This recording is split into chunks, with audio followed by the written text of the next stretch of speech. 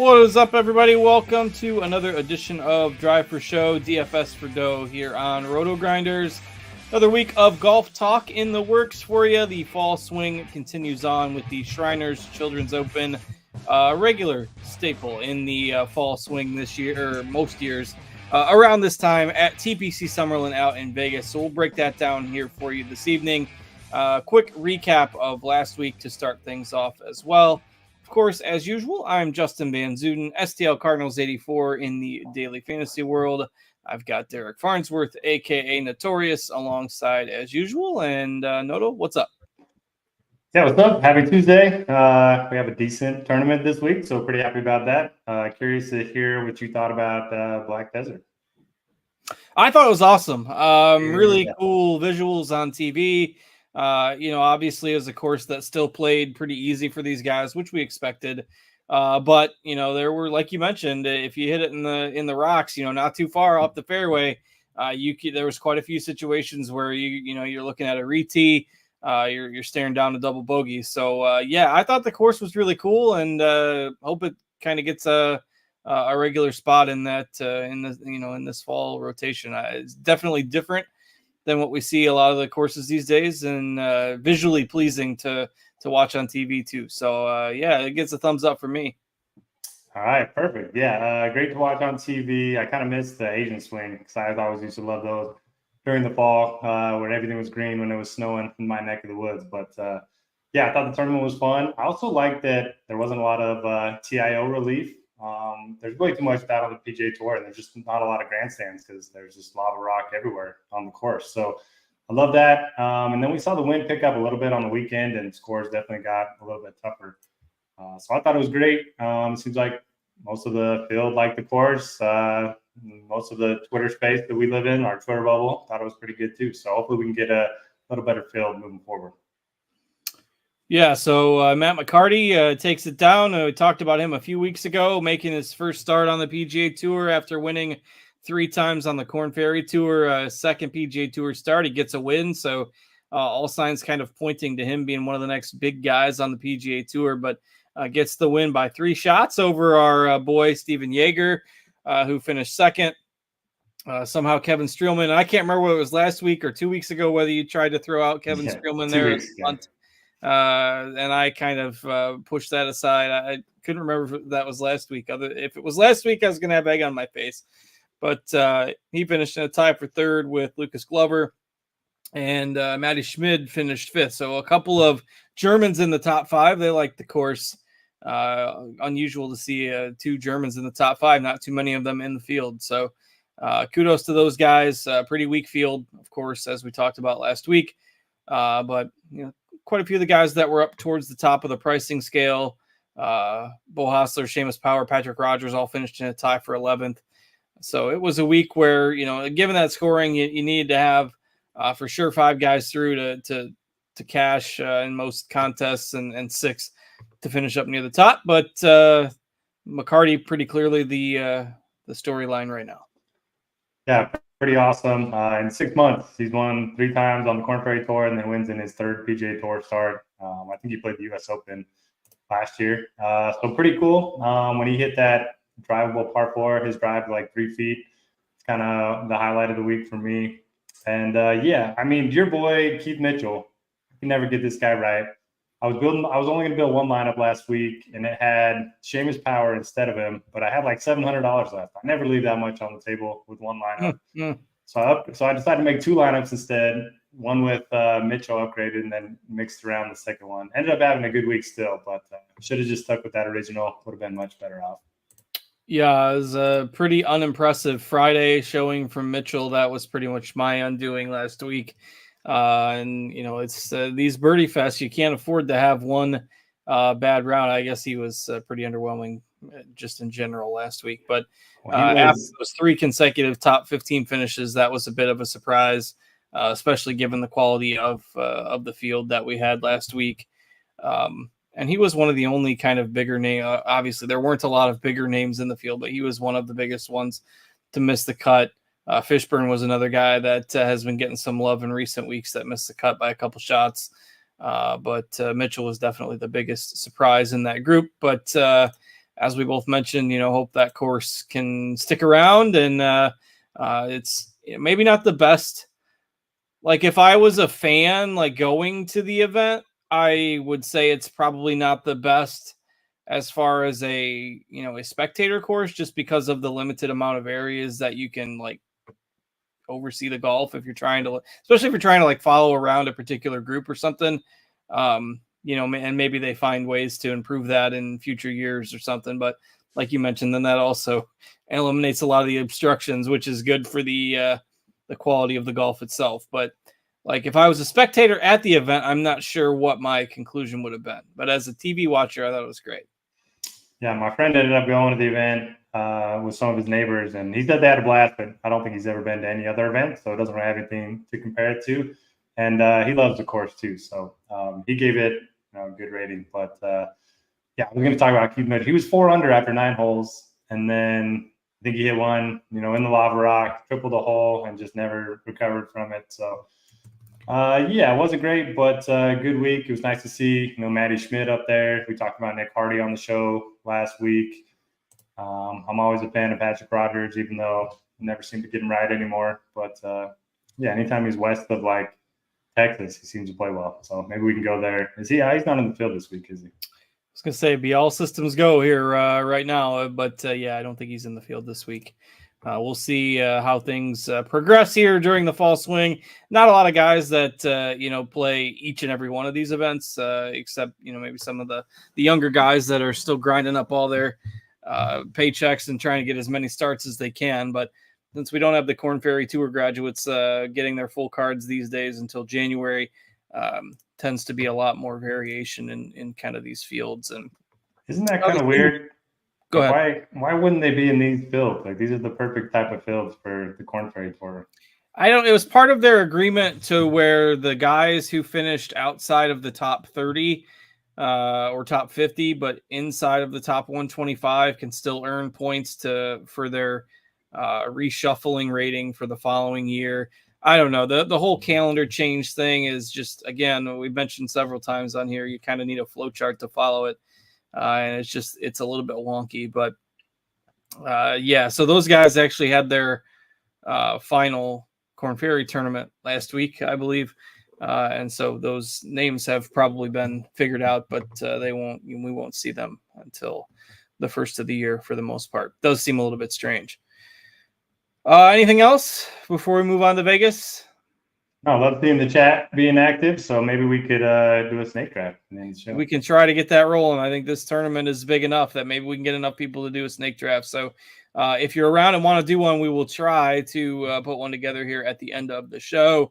Also changing up the format just a little bit on our live stream. So before we get to the end tonight, going to give a little quick show off of our SimLabs tool that we've got built for PGA. We'll still go through the golfers like we usually do in the format of this show, but I'll screen share once we get to the towards the end and go through that just a little bit. So with that, we'll transition to the Shriners Children's Open in Vegas. TPC Summerlin, longtime host of this course. So we've had a lot of new venues, schedule changes. This is the one kind of constant that we've had throughout the fall swing, almost always being contested in October in Vegas. So if you're a fan of course history, if you're a fan of looking back on past data, this is the 1 week during the fall where you will get a chance to do that quite a bit. So what do we know about the course this week? Yeah, so TPC Summerlin in Las Vegas, par 71, 7,255 yards. All 3 of the par 5s very reachable. In terms of difficulty, been one of the easiest 10 courses on tour each of the last 3 years. But we've had pretty good weather at this event the last 3 years. And based on what I'm seeing right now, we could have some serious wind. I mean, we're getting 30-plus mile-per-hour wind gusts on Thursday. And then Friday looks like 25-plus mile-per-hour wind gusts throughout the entire day. So definitely a week where you want to monitor the weather. And there's a potential for, a wave edge one way or the other. It's early, but it kind of looks like the early Thursday morning guys might be the best. Especially because otherwise this course tends to be pretty easy. So, if there is a significant advantage, it might end up being a pretty big fantasy point differential if the, guys in a certain wave aren't making as many birdies and eagles. So. Yeah, great point. And so, last year, I mean, they hit 61% of the fairways. The average driving distance was 305 yards, so definitely driver-heavy course. The green regulation rate was 74%, which is one of the highest we've seen on the PGA Tour. Fairways are wide, greens are huge. The scrambling has been difficult here. I don't know if it's the bunkers or what, but for whatever reason, the scrambling rate's really low. And if the wind's going to be picking up on Thursday and Friday, you got to think you might want to bump up scrambling more than you usually would at this event. But yeah, for the most part, looking at ball strikers, looking at birdie makers.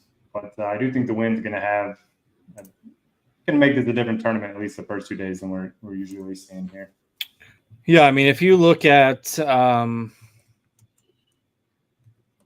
the results of this tournament in the past, it's like every year.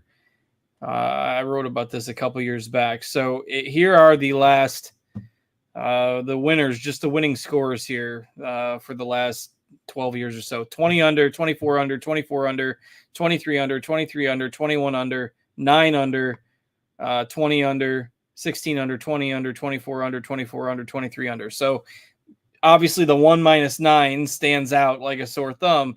Almost every year you've got guys getting to 20 under around here, but that one year was 2017, which was another year where there was a ton of wind, and Patrick Cantlay actually won that year in a playoff. So not that I'm saying we're only going to get 9 under this year, but it is a course that, the wind can be a defense for the course because of the way it's laid out. So definitely something to keep an eye on as we get closer to tee times on Thursday, but otherwise, targeting scorers, birdie makers, ball strikers, guys with good history here. I mean, I think that has a factor, because, course history does tend to be predictive. We can argue about how much, but at least somewhat predictive. And B, the guys who play well here tend to be maybe the ones that don't get distracted as much by the other things that there are to do in Vegas. Obviously, there's lots of things to do off the course in Vegas. So, guys who might be treating this as a business trip more than others, hard to quantify maybe some of that, but guys who have played well here in the past certainly get a little bump from me as well. So anything else before we dig in? Also a lot of locals in the field, so they're not going to be, swayed by the nightlife. I think there's like 15 of them or 10, 15 of them, something like that. So if you want to play the local angle, you certainly can. And I'll never forget the first time I dealt with the WD in DFS was at this event. Hideki Matsuyama withdrew like right before the tournament started. So that had to have been 12 years ago, something like that. Certainly not. Hideki would never do that. Not the guy that would withdraw last minute. If he had to guess, he'd definitely. Now that Oosthuizen's not on the PGA Tour anymore, Matsuyama takes that number 1 spot most of the time. All right, so let's go ahead and dig in. In terms of pricing this week, it's fairly loose on DraftKings. We've only got 3 golfers above that 10K mark this week. Those are Tom Kim, Davis Thompson, Taylor Pendrith at the top this week. And with only 3 guys above 10K, that's going to congregate ownership a bit up there as well. I mean, are you starting with one of the 10K plus guys or going to the 9s? It's kind of funny because I don't love the 10K guys, but at the same time, I love the 7K range. And if you play 3 or 4 of the 7K range, you kind of have to play someone from the 10Ks just to spend your salary. So I'm not sure who I'm going to be prioritizing. I do think Tom Kim's my favorite of the bunch. He doesn't project as well as Pendrith or Seamus Power. But I don't know. Tom Kim's just one of those guys. He hits fairways, he hits greens. Won here last year. Number 1 2 years in a row. 2 years in a row, yeah. Wait, was it 2 years in a row? I thought. Pretty sure. See, I thought that, and then I pulled it up, and I saw that Sungjae won the year before. So I might have to go double check. Could be wrong. I thought I had read 2 years in a row, but don't quote me on it because maybe I pulled up the wrong 20. Yeah, no, he's won 2 years in a row. Okay. It was. I think maybe one year they played here like at an off time because they're both showing as 2023. Oh, it's because of that was the schedule change, the goofy schedule change, where now this is a fall event where it used to be a new season, so it shows as 2 events in the same year on the calendar. It's goofy. Okay. But Yeah. So he's won the last 2 times it's been played here, but it's ended up being like the same quote unquote season. Gotcha. Yeah, I swear that's what I thought happened, and then I kept looking at leaderboards and seeing something else. So yeah, I like Tom Kim. I like Pendrith. Yeah, neither one have played since the President's Cup, and Thompson hasn't played in about 2 months too. So you're getting a lot of guys up here that just haven't played a lot of golf recently, and then you have like the 9Ks where they've been playing all the fall events. So I kind of like the 9Ks a little bit more. But are you prioritizing anyone up here? Yeah, I'm not. I mean, Kim, not because he's won here twice, but just the salary and the fact that the same decision that you made last week, right? Where you went up that extra $700, like people are going to feel like they need to spend that money. And it's going to just lead to more ownership. And don't get me wrong, I don't have a problem per se with Kim or Davis Thompson or Pendrith, but I'd rather start in the 9Ks, even if that means leaving some salary on the table. I'd rather upgrade my value options a little bit. I actually like a lot of guys that were projecting for somewhat lower ownership this week. So for better or worse, I think that's kind of where I am landing. I would probably lean to Pendrith if I'm playing one of these 3 guys, simply because I tend to like his game on the whole. But if he's going to be 30% owned, I don't think you need to. I'd rather go into the 9s. I mean, Jaeger was right there last week. I think he's projects, in my mind, around the same. We've got a pretty good projection fantasy point difference there in our models, but I don't think there's that much of a difference between them. I like Hoagie quite a bit. He's got strong history here as well. Top 25s 3 of the last 4 times this event has been played here. So I'm agreeing. I think just going down into the 9s makes more sense. We have Jaeger and Hoagie at significantly lower ownership, maybe about 20 to 30% lower than those other 3 guys. And I think I'd play Jaeger and Hoagie, particularly in GPPs. Maybe you start with Pendrith or Kim in cash games, but in GPPs, I think I'm going into the 9s. I like Jaeger. I like Hoagie. Where are you starting to look if you're going down in there? Yeah, favorite's probably Seamus Power. 3 straight finishes of T11 or better. And T21 here, the last time he played here, he's a good total driver, pretty good scrambler, good iron player. He's just one that's consistent across the board. So I like him at 9,300. If you want a guy that, striped the ball last week, Kurt Kitayama gained over 10 strokes on approach last week, lost 8 strokes putting and still finished T25. So he's a guy I wouldn't mind playing in tournaments. He's kind of getting lost in the shuffle with Jaeger and Hoagie. Mitchell, bounce back narrative, maybe. What are you doing, Mitchell? I get lost. Boy, I almost guarantee you he's not. Right now, we've got Mitchell as the 3rd highest owned guy in the field. I don't think that's going to be the case. I know people are sharper than they were, 8-10 years ago in DFS, but there's going to be a lot of people that were burned by him last week that are just afraid to click that button. And the one thing with Keith Mitchell is that you just kind of never know.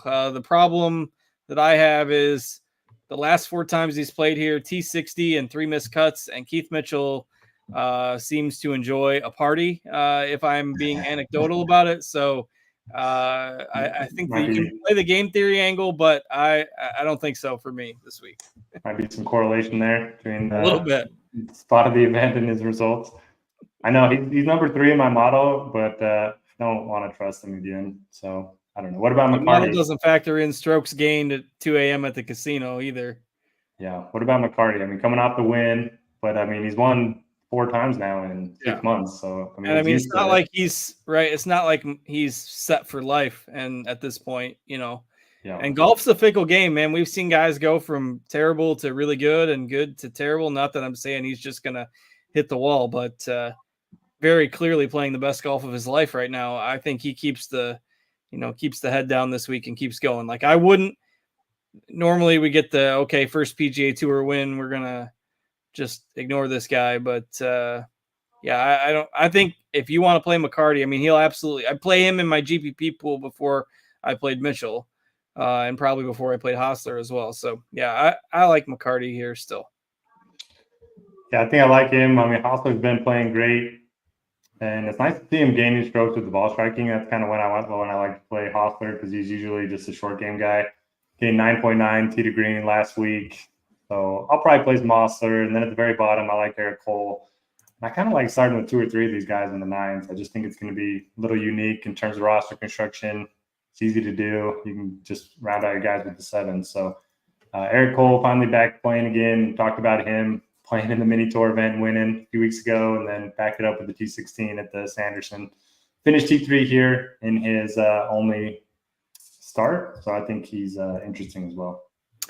One thing I did notice, I'm going to share my screen now and show the SimLabs tool. So again, this is something that you can check out if you are a RotoGrinders premium member. You can check out, we've got a new subscription package called Combo Lite, which is very cost effective. You still get a lot of our other content as well, in addition to this cool new SimLabs tool that we've put a lot of resources into.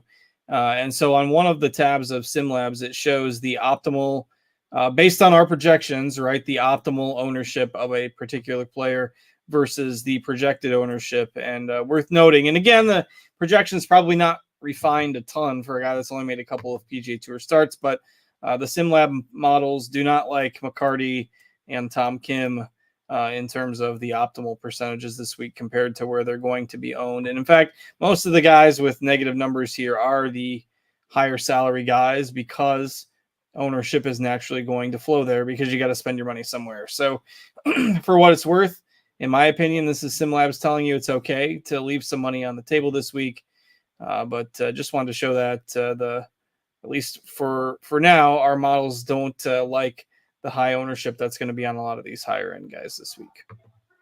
Yeah, and I'm guessing the McCarty one will change. Talked to Jamino last week, and we're manually bumping him up, I think. Yeah, so that'll probably change a little bit, but a lot of the other higher priced guys on here as well. Basically, you know, a majority of the guys we've already talked about: Hoagie, Yeager, Kitayama, Thompson, Hostler, Eric Cole, and it is the guy that actually rounds out the 9K range on DraftKings, I believe, this week. And if I do, right, again, this is just going to kind of be me impromptu showing off the tool a little bit here. But if I do like a large field GPP, so what SimLabs can do is you just got to give it a couple inputs, and then it'll give you basically what our model spits out for the best for your type of contest. So if you're playing large field GPPs, you know, you can do high results range. If you want a little bit more variance, I'll do low results range. And then I'll put, let's say 30 lineups, and I'll just say get lineups here, and we'll see what it spits out in terms of the most exposure on the high end this week. Hopefully it works. My computer was glitching a little bit earlier. And then I think it was Seamus Power earlier when I did this. So if I go up and I look at, so once I build these lineups, I can sync them to our lineup HQ tool. I can also just look at the exposures that it gave me. And so, yeah, it did give me 53% Seamus Power, 43% Keith Mitchell. So those are the guys on the high end that our models like a little bit more. And if you really like him, you can even, if you want to override the model, right, I could lock Tom Kim and hit get lineups again. And it's going to give me every single lineup with Tom Kim in it. Go back to my exposures here. So now you can see 100% Tom Kim. And obviously I don't have a lot of the other high-end golfers in this build because Tom Kim is super expensive. So you can, you know, spit around, get a whole bunch of different results here if you mess around with the different settings, how much you want to weight the simulation weight, projection weight, etc. But you can even see that some of these lineups, the lineup that it spits out as the best has 1,500 remaining in salary. If I scroll through some of these, 500 remaining, 400 remaining, 1,000 remaining. So it doesn't surprise me based on our numbers that it's telling you can leave some salary on the table this week. 1,500, maybe a little bit steep for me, but 500, 600, 700, I don't think that's a problem at all. So that's a quick little look at our SimLabs tool. And if I hit save all, then it saves all these lineups, and I can go back later and mess around with them until lock on Thursday. So, all right, I'll put this aside for now, and we'll go back to breaking down the field here. Again, Eric Cole is the last of the names above 9K, and then we head down into the 8s. What are you liking in here? Yeah, so at the very top, Adam Hadwin, last 3 years here, second, sixth, and fourth. I think I'm missing one in between there since Tom Kim did win twice. So the last 3 years that I have for him, all in the top 6. And there's a 10th in there. The 10th is the one you're missing. So that's 4 in a row. Okay. And he's number 1 in the field in strokes gained per round on desert courses. And we've also got the President's Cup snub angle going for us. He's got some extra motivation since he didn't make the President's Cup. So can we play some Adam Hadwin, even though he projects very poorly at 8,900? Yeah, don't mind that call. That is not going to have super high ownership. And I like getting different. I mentioned this week. So, that's one call you can make. Cam Davis is another guy that I don't mind in events where, particularly if there's going to be a lot of birdies, our projections don't love him a whole lot this week. I think it's a little bit too harsh on him, but I don't mind Cam Davis. Harry Hall's another guy that has good results at this tournament. He's a UNLV grad, so you might remember the name. He won a couple months ago on one of the secondary type events, and he's been playing pretty good golf since the midsummer. So Cam Davis, Harry Hall, they're both in kind of that mid 8K range. Don't mind McNeely sandwiched in between them as well. This is a range that, particularly if you're not starting in the 10s, you can get 2 or 3 of these guys. And I think all of them are, pretty decent plays based on where they're priced, where their ownership's going to fall, and where they're projected this week. So Hall and Davis are my favorites. Anything else you like in the 8Ks? I do like Ben Griffin, 8,200, coming off a couple good starts, T11, T37, his last 2. Missed a cut here last year, but not overly concerned. The only weak part of his game is his driver, and the fairways are so wide here, I don't think he's going to get in too much trouble. I do like Griffin, and then just one other note on McNeely. He does live in Vegas now, so if you want to play that home game narrative, you certainly can. I like Vegas, but I kind of wish, I don't know, I'd like it more if the wind wasn't a big concern, just because I worry about a short game. Vegas in Vegas? The chip, that was the first thing I thought of. The chipping and putting, might be a little bit of a concern for him, but the tee to green game we know is certainly going to be there. If you want to value the short game more, just go play Poston, I guess, for $100 more and hope that things click. Results not quite as promising for him lately, but don't mind that call if you're going to end up playing the wind angle and prioritizing short game a little bit. All right, we head down into the 7s.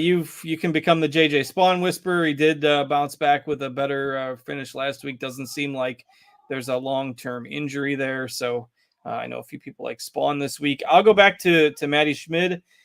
We mentioned earlier, coming off that 5th place finish last week. He had a really rough stretch. Like if you go back to late spring, early summer, where he missed like 5-6 cuts in a row. But he's been playing much steadier golf lately. A few top 25s in there. I think he's made, 4 or 5 cuts in a row at 70. I might have said 76. He's at 7,800. Need to dilate the eyes here, but 7,800 Schmid is my favorite as we get to the top of the 7K range. What are you looking at in here? Yeah, I like the Schmid call a lot. I also like JJ Spawn, like you mentioned, just bounced back with a good performance last week. Prior to that, he had been awesome. So I'm kind of throwing out the Sanderson where he had a WD. He just had one bad round. Love Chan Kim at 7,600. He's been so consistent. He's finished in the top 25% of the fields that he's played in, 46% of the time, which is better than anyone below 8K. And if you look at his stats, he's top 25 in this field in off the tee, on approach, green regulation, birdie or better, bogey avoidance, pretty much everything except for putting. So I do think he's a pretty strong fit, even though he hasn't played here before. And probably don't love anyone until we get to the low 7s. Harris English did play well last week. A lot of it was short game, but he's one of those guys that really good short game. So if you think it's going to play a little tougher, it might be a little bit better for guys like Harris English that do gain a lot of strokes around the green. And I do like Spenton too. Came out with a 60 on Thursday and then kind of faded a little bit. They still finished top 25 last week. He was top 20 here last year as well. And in that chart that I showed earlier with the optimal versus projected ownership on SimLabs, I mentioned a lot of the guys that were grading out poorly in that, but some of the guys that are grading out the best are the ones that a few of the guys that you just mentioned. Chan Kim is actually the number 1 guy on that list right now. And in that sample build, that I did earlier, it gave me 30% of him. And then JJ Spawn, who we just talked about as well, is third on that list. Justin Lower is the other guy who's also kind of priced in this range that our models like a little bit this week. And I like the, I mean, I think the 7Ks is super interesting. If you go with that balanced build, 9s, 8s, and 7s, I think is totally viable this week. I know Justin Bailey that does a lot of editorial work for us here at RotoGrinders and does some golf content as well. I know he really likes Daniel Berger this week. Don't mind Andrew Novak, Lower, who we just mentioned, Schmid, who I mentioned, Doug Gim, if you're on Team No Putt, is fine. The short game worries me a little bit with him as well if it's going to be windy.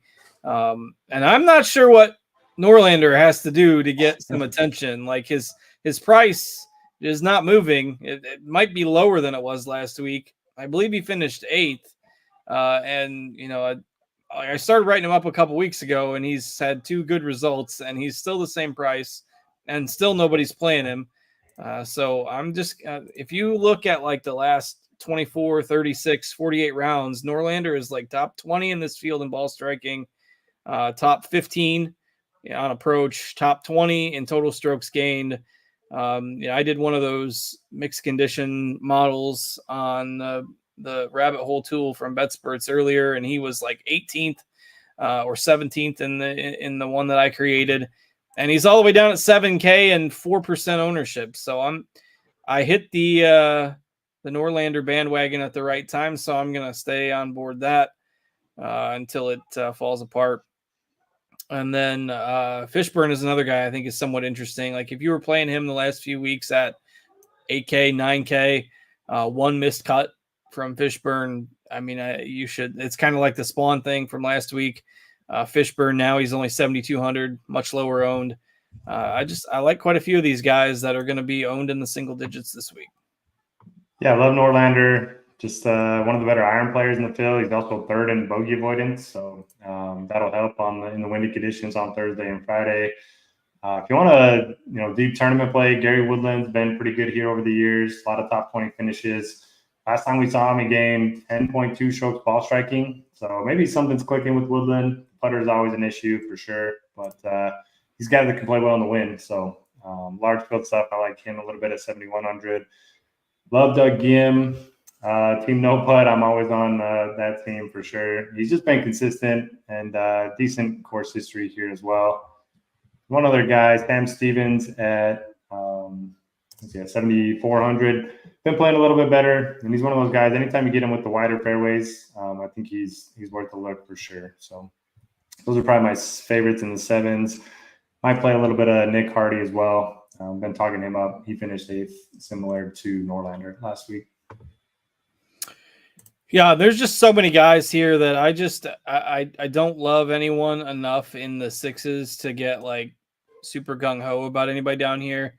I'm always kind of a fan of Rico Hoey, so he'd be one guy at like 6.9K that I think I could get on board with Rico Hoey a little bit, but I don't think you need to go into the 6s. So anybody else you're looking at that we have not gone through here? So going against the party narrative, Joel Dahman actually has a really good track record here. Would not have guessed. Fine. Maybe he gets his partying done before he goes to Vegas. I'm not sure. But, he's a good ball striker. You always worry about the short game. Carson Young played pretty well last week. Sam Ryder has a really good track record here. But to your point, you just don't need these guys because you're not forcing anyone up top into your lineups. If there was a Scheffler or somebody here, then they'd be a lot more viable. Yeah, with only 3 golfers above 10K and so many good golfers in the 7s, like it's just unless you're playing like 2 of the top 4 or 5 guys, which I certainly don't think is necessary, it's just not something you need to do this week. So, all right, with that, let us see if we can fill a snake draft this week. Haven't tried it the last couple of weeks. Sorry for those of you who are dedicated and really love the snake draft. So if you're not familiar, we try to fill a 6-man snake draft on DraftKings. Go to the golf tab, go to snake draft, and there's a $5 6-man that is currently 0 of 6. I will be the first of the 6, and I will share my screen if we end up filling this. I'll put the link, unless somebody beats me to it, I can put the link in the YouTube chat.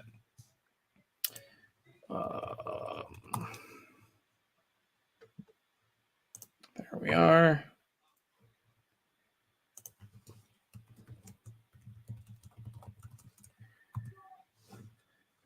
All right. Jeffrey Kilmer in the chat asking what's happened to Yahoo DFS. Yeah, Yahoo didn't even have a contest last week, which surprised me, but it would be nice if they got some big contests back in there, but otherwise I'm not sure. Don Yeezy in the chat as usual. Welcome. Hope you're all having a great week. All right, the snake draft is posted. I still have my doubts about whether we can fill this in the fall swing. Right now we're only at 2, so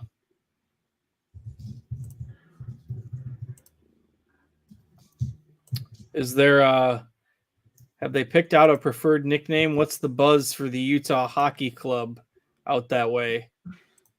I don't know. I know they've been good. I haven't really been paying much attention though. I need to get into it.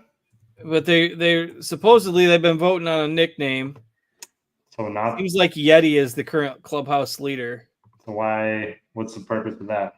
I don't know. I just the 5 remaining options are Blizzard, Mammoth, Outlaws, Venom, and Yeti. And keeping Hockey Club, I guess 6 options. Oh, so they might change the name? Well, they've always announced that they were going to change it from Utah Hockey Club to they just kept it as that while people voted on a name. I didn't know that. Well, they can't change it now. They've been pretty good, right? Well, I think they just announced that the first season they're just going to keep this, and then the next year they're going to adopt the name. Steve wants the Outlaws. I get down with that. Not a fan of Mammoth. In general, I like Blizzard the best, but I think Blizzard with Colorado Avalanche is too close. Yeah. So I think Blizzard's probably out. Yeti doesn't grab me. I think you could make some pretty cool logos with Venom. I don't think we're feeling the snake. I don't think we're feeling it. See, I have my doubts about the fall. Everyone's got football fever. Golf. I mean, tell your friends though, if you're a regular listener, and you've abandoned watching us live because of the snake draft is gone, we'll bring it back. We'll make the snake draft great, and we'll bring it back. But yeah, it's just you and I, so we're gonna ixnay it. I better make sure I exit it, or I'm gonna be ended up drafting in the middle of the night somebody that I don't want. But all right, we'll try to bring it back next week. Although I always forget now what I used to have the schedule like down pat, but it's the Zozo next week, which is back in Japan, I believe. For now, that tournament's bounced all over the place the last few years. But at Accordia, at least that's what's on the schedule for next week. So I will not be here. We'll have to get a fill-in. Producers are aware. So I'm not sure who's going to be joining Derek next week. But I have a work trip for a few days, so I'll be out next week. I'll be back in 2 weeks, and we'll keep the fall swing rolling here. So, Noto, anything else for the good of the cause? No, hopefully we'll get a good field next week. Probably going to be a no-cut event, but at least we'll get some regular superstars in the field, I think.